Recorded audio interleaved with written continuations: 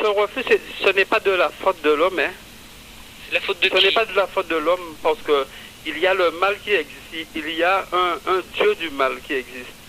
Et ce Dieu du mal a beaucoup d'anges et des anges du mal qui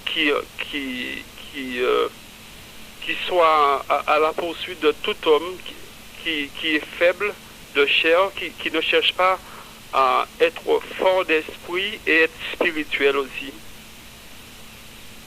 Oui, d'accord. Bon, ceci étant dit, tu parles bon d'un dieu du mal avec toutes ses amis. Bon, euh, comment est-ce possible pour nous, en tant qu'humains, faisant face à ce dieu du mal et tous ses amis, je dirais, de le court-circuiter?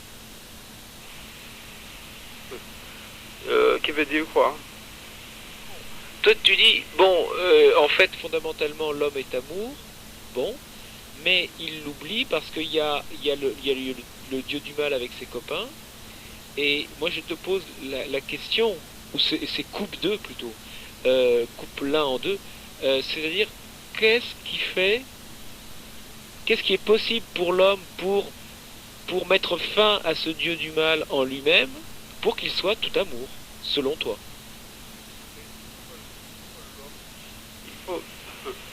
Il faut que l'homme apprenne, il faut que l'homme apprend à aimer son prochain, à chercher à connaître de quel but il est sur la terre et comment dirais-je, et de chercher comment l'homme est devenu comme ça et comment l'homme était auparavant. Qui veut dire l'homme auparavant qui était un peu croyant, spirituel.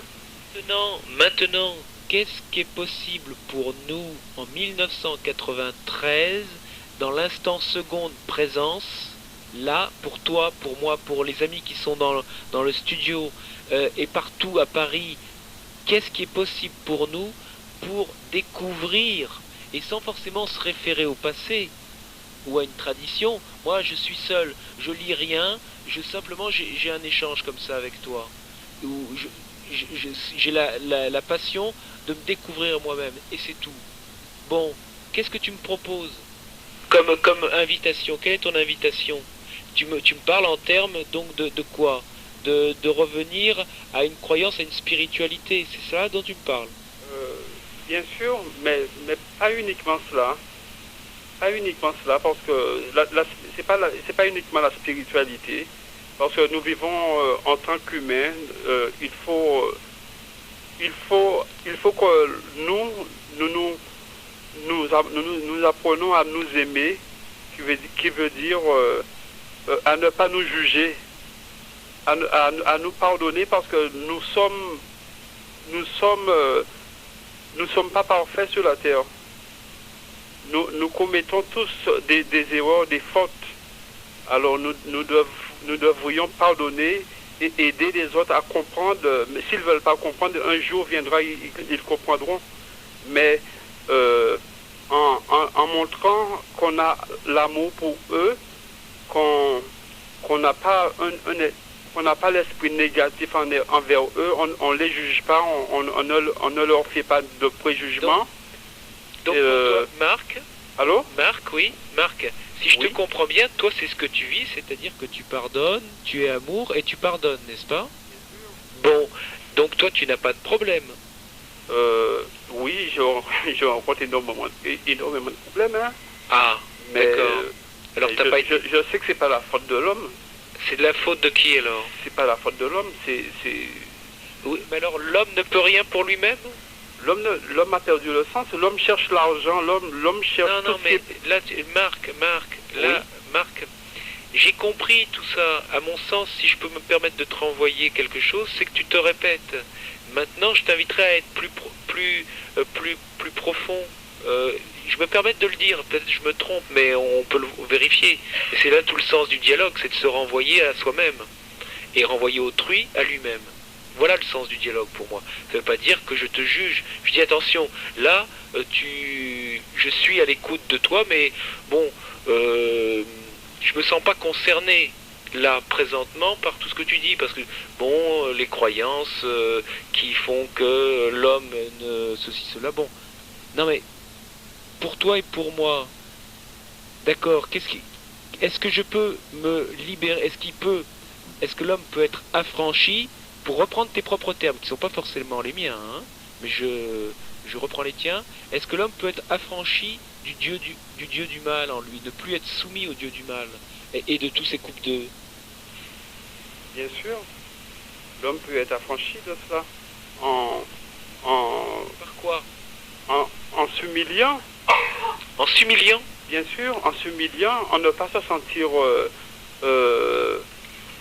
en ne pas se sentir avoir un esprit de hautain, en s'humiliant. Tu veux parler plutôt d'humilité, pas d'humiliation. Oui, bien sûr, humilité. C'est l'humilité en cherchant un peu la voie qui veut dire la voie de la sagesse, quoi. La voie de la sagesse et d'accord. Et apprendre à comprendre le bien, tout ce qui est bien, tout ce qui est positif et de ne pas réfléchir tout ce qui est négatif et de ne pas de s'efforcer de ne pas faire trop de mal, quoi, c'est tout, hein. Oui, mais entre s'efforcer, Marc, entre s'efforcer de ne pas faire du mal et découvrir l'intelligence profonde de ce que tu appelles le mal ou les difficultés dans lesquelles se trouve l'homme, de voir l'intelligence, je dirais, de la résistance à l'amour, me semble déjà épouser amoureusement le problème avec une intelligence et une pénétration de l'esprit par une disposition à ne pas rejeter ce qui est, et dans cette disposition toute intime de vibrer dans une compréhension toute profonde de ce qui fait la résistance à cet amour, et peut-être là une esquisse d'une approche qui nous permettra de sortir dès le premier pas de cette dichotomie, de ce manichéisme entre le bien et le mal. Et il me semble que dans tes propos ou dans la conscience qui anime tes propos, il y a encore une vision encore très manichéenne de ce que pour moi j'entrevois comme une alchimie de transmutation des énergies et je reviens au départ de notre invitation à la complémentarité, aux épousailles du masculin et du féminin. Est-ce que ce qu'on appelle le mal, ou le conflit, ou la difficulté, n'est-ce pas tout simplement une difficulté dans laquelle se trouve l'homme, et voir quelle est la nature de cette difficulté, et qu'est-ce qui fait la difficulté de l'épousaille du masculin et du féminin?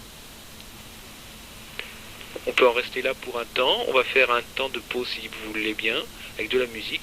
On va, nous, un peu dans le studio, se détendre.